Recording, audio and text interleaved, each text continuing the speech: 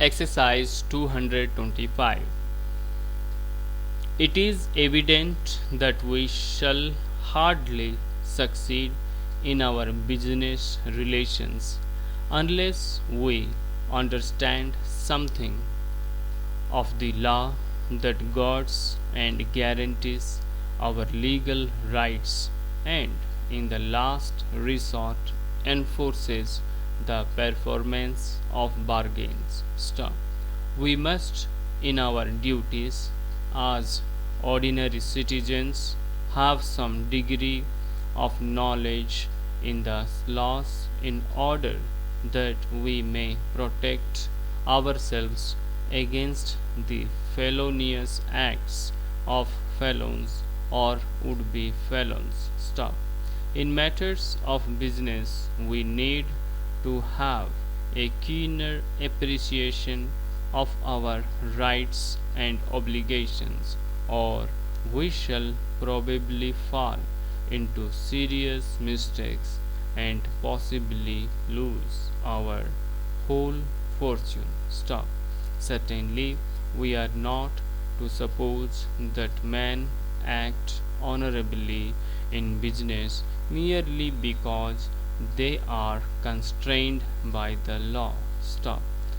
Merchants, factors, agents, and owners of factories perform their contracts without thinking about the possibility of a lawsuit, even as they respect the property of their neighbors from other motives than a dread of punishment for thieving. Stop.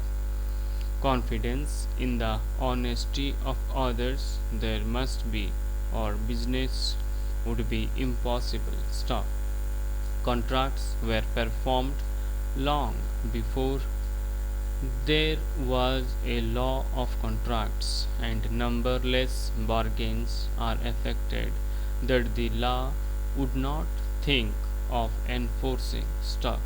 Much of our mercantile law is, in fact, simply the custom of merchants, made authoritative and applicable to all grades of business. Stop.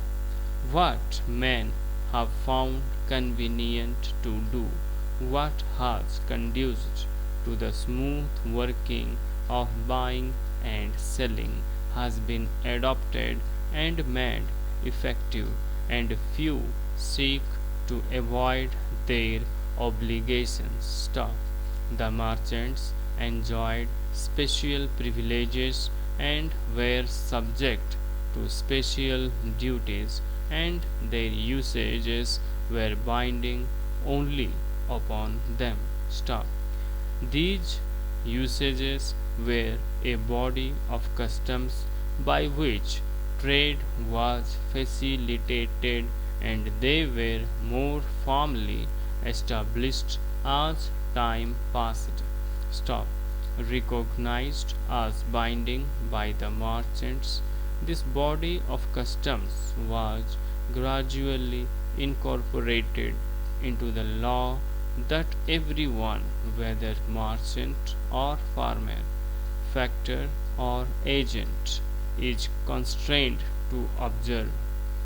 Stop. Such law is, as was declared by a judge of a case in 1875, neither more nor less than the usages of merchants and traders. Stop.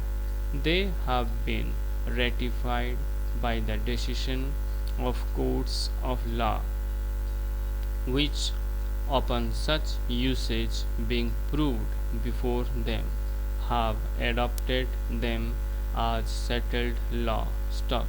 In the present tendency to consolidate the law, most of the usages are contained in the Sales of Goods Act of 1893. Stop. Exercise 225 over.